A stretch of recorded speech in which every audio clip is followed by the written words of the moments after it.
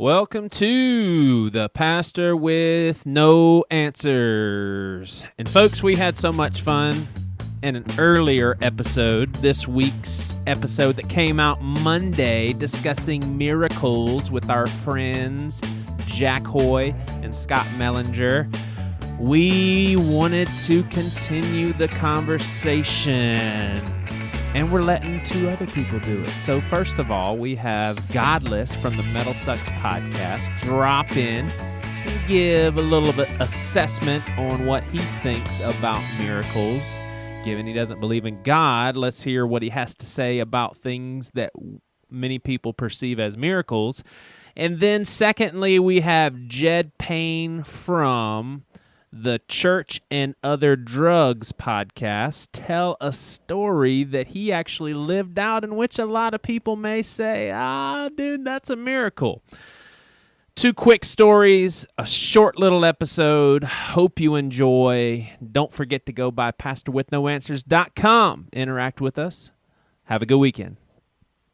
Hi, Joey. This is Godless from the Metal Podcast with Chuck and Godless over at podcastmetal.com. Thank you very much for having me on to talk about the bunk that is the claims of miracles. I'm going to work with the definition that C.S. Lewis puts forward, assuming everybody's comfortable with it, which is an interference of nature by a supernatural power.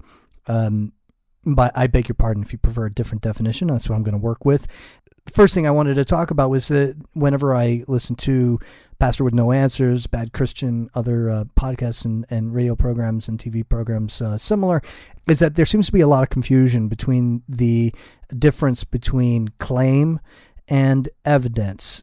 Claim is when somebody says that something occurred, and evidence is the actual physical embodiment that would represent something occurring. So if I say that I shot JR, that would be a claim. If my fingerprints are on the gun and JR is found shot and killed, then that would be the evidence. What we find in all these programs are a lot of claims, but no evidence. And the problem with the claim is that, for example, if I were to say that I went to a movie and it was great, and you may take that claim and think that that's valuable or not valuable, and you may think that I'm crazy or not crazy, or you may go and take that advice and go see that movie or not. Whether you waste an hour and a half of your life seeing The Great Wall with Matt Damon, not going to change your life all that much. But if I were to make a claim that I can fly through the sky and that the laws of gravity are not applied to me, well, that's a pretty great, huge claim. And just saying that I do is something that you would want to see some physical evidence for, I would assume, because it's a pretty crazy and outrageous claim. And that's why claims are not worth all that much in matters that are large, because it makes a big difference in something that's large. If it's something as mundane as a Matt Damon movie, well, then a claim doesn't matter all that much whether you apply it or not, because it doesn't make too much of a difference one way or the other, thankfully. So what I just would suggest is that when you're listening to these claims, you take in mind that are these huge claims or are these small claims? And if it's a huge claim, I think that it deserves physical evidence to support it, because it's just unbelievable on just a claim alone. So I'm sure you thought I'd talk about Bigfoot and UFOs and all that stuff, and that's probably just as applicable. Feel free to Google it and you'll see people talking about that. But yeah, I just want to talk about the difference between claims and evidence. As other people are talking about what they've seen or what they have experienced, well, that's all well and good. Please provide some evidence. So thank you very much for having me. Once again, podcastmetal.com. This is Godless from the Metal Podcast with Chuck and Godless. Much respect, Joey. Have yourself a good one.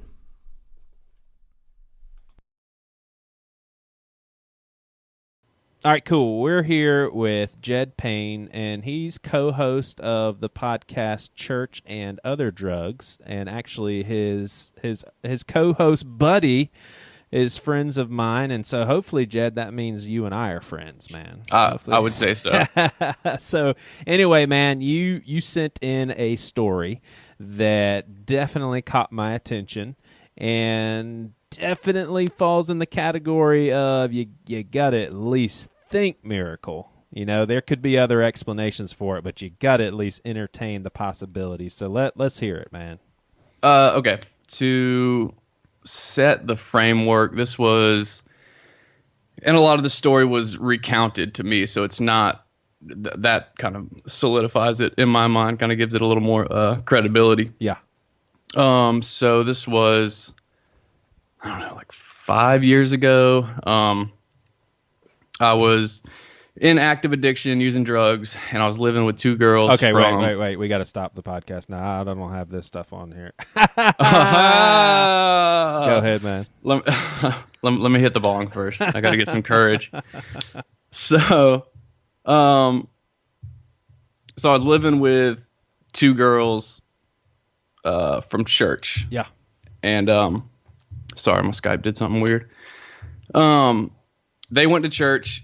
I stayed home that night. I was prescribed this prescription medicine called Gabatril, and ironically, my doctor gave it to me because it was supposed to be like unabusable. The night before, I took like 5 of them and drank on it, got really messed up. So I wasn't gonna drink. So by my logic, I'll just take like 14 of them to counterbalance not drinking on them, and I'll get messed up. Right. So they went. I had my plan. They went to church.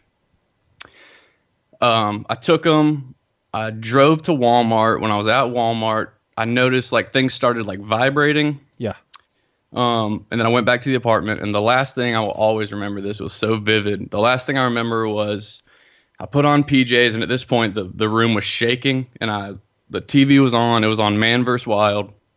I laid down, and the last thing I remember was seeing a horizontal picture of Man vs. Wild, and then that's the last thing I remember. Jeez. What happened was they came home.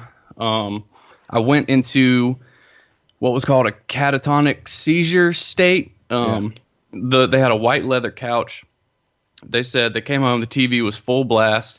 There was blood everywhere because I had went into a seizure, hit my head on the coffee table, busted it wide open, and then started seizuring blood everywhere. Oh my gosh. Yeah, and I was in the corner in a posturing state. Have you ever seen like a traumatic brain injury patient posture? Right. Like their wrists are turned inward. Unresponsive, and I was asphyxiating on my vomit, Kurt Cobain style. Dang.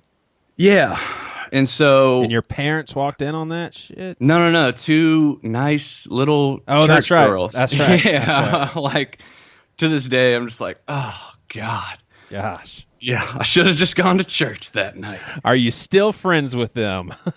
One of them, yes. One of them, yes. What a dedicated friend. I know. Awkward. So, what happened then? Well, I guess I'll fast forward to it. The next thing I remember was opening my eyes and seeing 3 figures. One of them I knew was a priest, and the other 2, I just thought they were like androgynous and female. Yeah. To this day, no one can confirm or deny if they were nurses or if the 2 were even there. Wow. I was in a coma for 4.5 days, and what happens is the priest walks around the ICU, and he's essentially giving like last rite prayers over people. And it just so happened when he got to my bed and was praying over me that I opened my eyes and I came out. And I wrote this down. I found an old live journal post of when I did this. Yeah, so real quick. So it was a direct response to the priest's prayer. So obviously you don't know this, but the onlookers would say the priest came right up to your bed, prayed over you, and you woke up. And I woke up, yeah. God. And I wrote down that he said, I had my laptop in the hospital. I had an old live journal account, and I signed in the other day.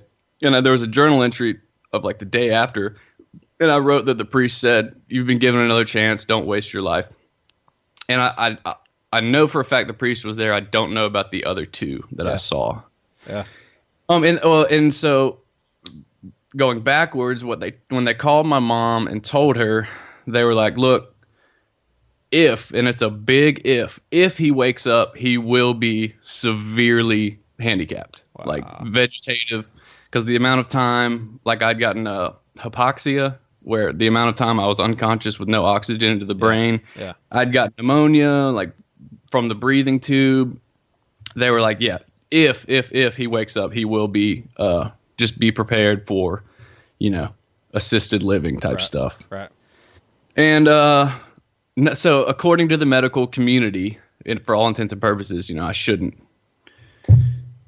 really be cognizant, much less like walking around like I am. And that's that's one. I've been in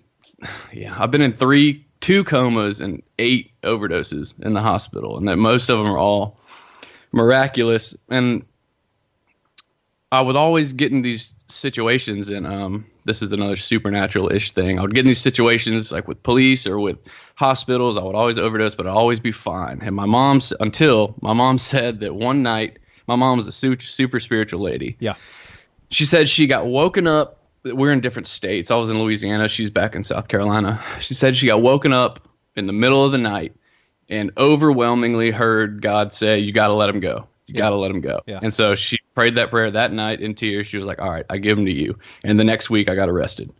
Wow. And it was like, yeah. So, wow. And she didn't tell me that until way after. So that's why when people ask about miracles, like, that's why I put little stock in what doctors especially will say, like, this will happen or this won't happen, because it's just like, in my direct experience, it has been proven untrue. Yeah. But yeah. Well, just because if what we believe about the supernatural truly does exist, it's not that the doctors are wrong. It's just they're not taking into consideration the supernatural, which is not even their job in the first place. They don't. That's not what they're supposed to be doing.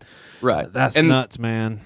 So in your mind, no one could explain it any other way than it is a miracle. And I would imagine just the sheer fact that it was a response to the priest praying. Like if you came out of your coma, I'd probably be like, well, I mean, people come out of their coma and the body does some strange things, but miracle, I'm not sure. But the fact that the priest came up to you, prayed for you, boom, you're awake. That's just kind of crazy. I'm sure it tripped him out too. Seriously. And like if they would have come home, the timing of it, if they would have been 10 more minutes, it'd be a whole different ball game. By the time there's just a ton of things that happen that are just like, you can force coincidence into it, I guess, but it's then I'm pretty damn lucky. Yeah. If you're going to go that route. Yeah. Well, let me ask you this before I let you go. Given the nature of miracles, it is supernatural, and given you're the only one that experienced this particular miracle, are you fine with this experience being completely open to scrutiny, people dissecting it and saying, well, science says that such and such could have happened? Like, does that stuff bother you? Like, do you take that personal? No, not at all. Yeah. There's not much. No, not at all. Yeah. And especially the people like my mom, and there's a ton of friends that witnessed it. I would say they would say the same thing. It was a pretty intense experience. Yeah. So. Yeah. Awesome. All right. Well, Jed Payne, thanks for your story, and you co-host Church and Other Drugs. So basically, y'all just talk about church while you're hitting on stuff, correct? Yes, we do extremely hard drugs while we read scripture. So the Reformed Pubcast, they drink beer while they talk about Calvinism. Sissies. You guys, y'all Sissies. hit. Yeah.